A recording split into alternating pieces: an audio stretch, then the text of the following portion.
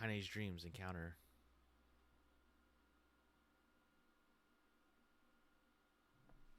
Gently, weakly, softly. The shade, sure that his tormentor was dead, turned and stomped off towards the horizon, stopping along the way to bellow one final roar. Couldn't kill it. Shame beyond imagining, Kaine tried to turn her head to the side, but only succeeded in coughing up a huge gout of blood.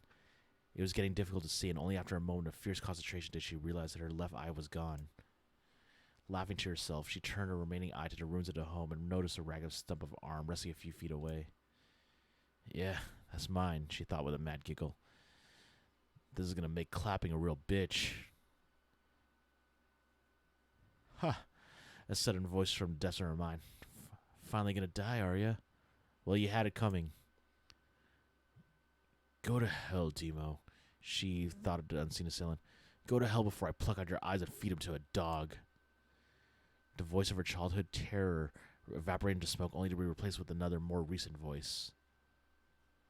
Hold still, said the apothecary, materializing from the ruins like a ghost. I want to draw you. That way you could live forever. No, stop. Don't want to live forever. Want to die right here. I see, he said quietly. Well, if that's what you want. The special shopkeeper fluttered in and out of existence for a moment and produced a piece of paper and sketched quickly. After a few seconds, he turned the page to Kaine and smiled. Since you rejected my offer, I decided to draw someone else. It was a picture of her grandmother, real as life. Kaine opened her mouth to thank the man, but stopped as the picture began to blacken in the middle. Before she could say anything, dozens of multi-legged insects began to swarm across the image, tearing at her with sharpened pincers. Stop! No! Don't hurt that picture! Kaine reached out with her remaining arm and waved futilely in the air. To her surprise, the insects fell off the picture and onto the ground below, where they vanished into thick tendrils of smoke. Relieved, Kaine turned her good eye back to the picture, only for her mouth to open in a silent scream. The sketch now showed her grandmother as she truly was, a smashed, unrecognizable lump of nothing. The apothecary smiled and broke into a jolly dance. See that? He cried as he danced a jig. It's perfect now. She looks just like you. Ha-cha-cha-cha. I look like that? Oh, God. Oh, God, I'm gonna die. I'm gonna die. Drowning in despair, Kaine laid her head back into the mud and the smoke of her ruined house and waited for the end to come. But just before she let everything go, an unfamiliar voice began whispering in her ear. Ain't you a wish, sunshine?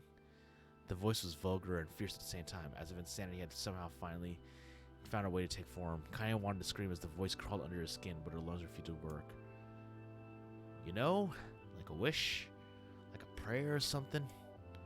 Why don't you get on your knees and start praying to heaven?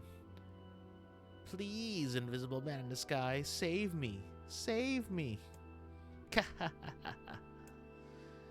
finally resorted to shouting at the voice in her mind. I don't make wishes. They don't come true for me. I'm a curse. A freak. I should be left to die. The other voice moved in her ears. Oh, God. You are the best. Kaine glanced down and saw a black, shiny substance oozing from her legs. She tried to brush it away, but her remaining arm would no longer respond. The substance slowly crept around her feet and began moving up toward the rest of her body. Is this death? Is this what it's like? Or is my mind just losing itself? She could feel the slime oozing upward, feel a hot, searing pain as it left in its wake. Whatever else might be happening, she was still alive, and this was real. Come on, said the voice. Let it go. Kaine tried to ignore the voice and concentrate on the pain, but the newcomer would not have none of it. Don't ignore me, sunshine. You're ready to give up, ready to die, so why not let me have it? Have what? Your body, come on, give it to me. Give it to me. I want to stand on the ground, feel the rain, taste the wind. The voice paused as if licking its lips. When it resumed, it was filled with mad, unabated joy. And I want to take your hands and use them to choke the goddamn life out of people. I want to tear out their throats and bathe in blood, just like before. In response, Kaine shifted her head and vomited. The warmth of it crept down her front and mingled with the pain of encroaching black ooze. Are you a shade? Yeah, maybe. What of it? The slime reached her face, crept past her nose, and slowly oozed into the socket of her missing eye. The moment touched her brain, Kaine was struck with the most powerful sensation she had ever felt in her life. It was ecstasy. She wanted to scream with delight, but all she could manage was a small whispered moan. "Feels good, doesn't it?" said the voice with a chuckle. "Yeah, what can I say? I know how to please the ladies." "Now give me that body. Come on, give me the body and I'll give you more of this feeling. It's a fair trade." A black lump began to protrude from Kaine's side. As she watched, it grew larger and thicker, as if eventually taking the form of her missing arm. "I can see better," she thought. "My eye must be growing back too." Slime reached up to envelop the rest of her face, but she managed to brush it away. "Stop," she whispered, marveling at how she'd regained her voice. "Stop." The black ooze hesitated, as if considering the request, then quickly shimmered down her body before disappearing in a thick cloud of smoke. "Ah, what the hell, Sunshine?" screamed a voice. "We had a deal. I thought you wanted to die." Grandma said, "Can't die yet." The brief image of her grandmother, bloodied and broken, flashed before her eyes. She saw the shade that had killed her and heard his mocking laughter, then closed her eyes and forced the image from her mind. Her whole body was quaking with rage. When she opened her eyes again, they turned bright red. "That thing took away my grandmother. I have to kill it before I die." Kaine glanced down and saw a mysterious pattern. The pattern of the shades burned itself into her left arm. "Well, I'll be damned," said the voice cheerfully. "Look at that, Sunshine. I think you and me are going to be good friends now." Kaine stared intently at her arm. The more emotional she felt, the more the letters seemed ready to puncture her skin and began infecting the rest of her body. The arm clearly had a will of its own now. "Stop. Gotta stop." Holding her left arm in her right, Kaine took a deep breath and tried to calm herself. "Come on, don't fight it," pleaded her voice. "Hate's my favorite dish and I'm hungry. Let it all go. Feel the anger. Burn with the fire of revenge. Thirst for blood. Then go out there and shut up, and get the hell out of my body." "Your body? Oh, that's rich, Sunshine. Real rich. Look, why don't you just step up and die so I can have this body all to myself? What do you say? I bet those buddies of yours in the area would love to see you dead." Kaine grabbed a nearby shard glass and tried to saw off the shade-infected portion of her side. Before she could, her darkened left arm grabbed her right wrist, crushing it. Kaine screamed and dropped the shard as the sound of bone crunching on bone filled the air. "Stupid idiot girl. You're possessed now, Sunshine. There ain't no going back." The voice laughed again, a long wail that seemed to go on without end. "Possessed?" whispered Kaine. "Yeah, possessed. You and me, we got what you might call a timeshare arrangement. Remember how folks used to think you were a freak?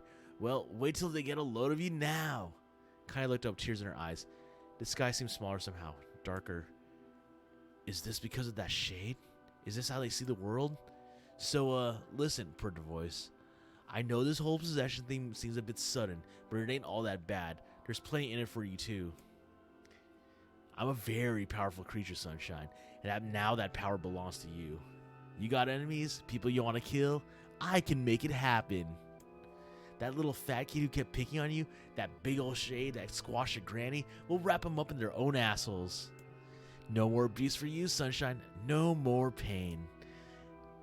"Wait," said Kaine. "You're a shade. Why would you help me kill another shade?" "Well, you think I'm some kind of racist? Some killing snob? I don't give a good goddamn who you murder, honey pants. I just want to drink from the well." Kaine considered this as she struggled to her feet, the power of the shade coursing through her. The smoke from her house was drifting away with the wind, and she enjoyed the way the cool evening breeze now felt on her now left arm. After a long pause, a voice spoke up again. "So, how about it? You and me? We could have some good times together. Look, I'll even take care of the bloody part if you don't want." "Fuck off, asshole," muttered Kaine. "I'll handle the killing." Screamed the voice. "Look at you go. Oh, Sunshine, we're gonna have so much fun." "So listen, my name's Tyrann, and if you ever need me, I'll be hanging out in this piece of meat you call a heart. Now get to it. The more you kill, the more your heart turns rotten and sour, and I like rotten and sour." Kaine found herself nodding to voice. Yeah, she said. Yeah, I think this could work. I'm gonna find that shade and I'm gonna strangle it with his own guts. And then when I'm done, I'm gonna do the same to you, Tyrann. Count on it.